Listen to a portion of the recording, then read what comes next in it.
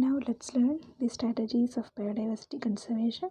Endangered animals can be saved from extinction by ensuring them legal protection and providing them ideal feeding and breeding grounds. The habitat of such animals have to be favorably modified and effectively managed to improve the conditions needed by target species, maintaining the normal functioning of the ecosystem undisturbed. This kind of protection is called single species management, which is carried out by maintaining the normal functioning of the ecosystem of that particular species, which is represented as a target species. So that is a single species management. Protection of large animals which require extensive areas to support their population entails the simultaneous protection of several small non-target species also. Such large and antibiotic species whose protection provides an umbrella of protection for other species also are called umbrella species.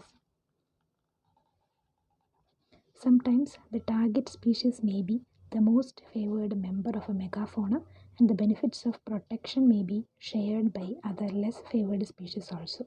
Such favored species which are used as a vehicle to protect a suit of other less favored species are called flagship species.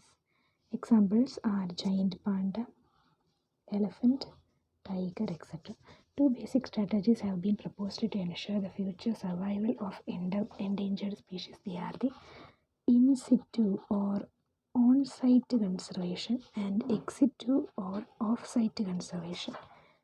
In situ conservation entails the establishment of protected areas of a habitat within which the endangered wild populations can stabilize and survive. Ex situ conservation advocates the protection of the populations of rare species through breeding programs outside their natural habitats. First, we will be learning about ex situ conservation, off-site conservation or external type. This is the off-site conservation of animals and plants outside their natural habitats. This is particularly important for some endangered species whose habitats are severely degraded or destroyed.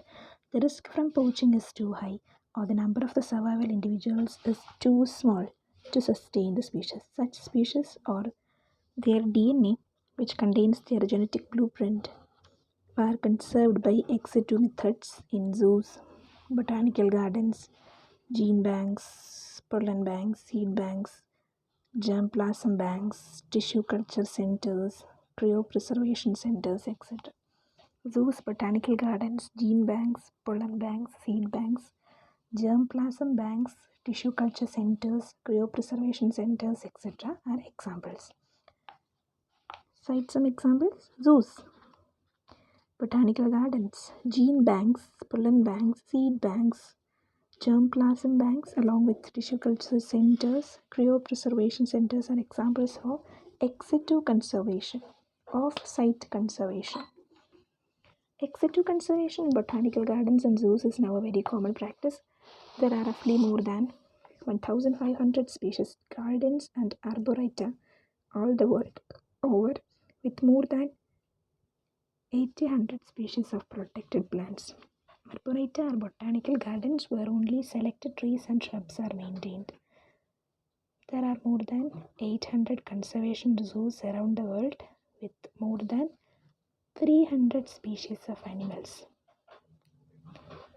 Now, conservation in seed banks, gene banks, and germplasm banks.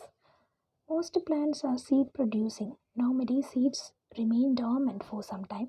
Then, under favorable conditions, they germinate and grow to daughter plants. The seeds of endangered plants are often collected and stored in seed banks, gene banks, and germplasm banks. Later, under ideal conditions, they are allowed to germinate. This prevents the extinction of the plants. Ideal conditions, when ideal conditions approach, they are allowed to germinate. This prevents the extinction of the species.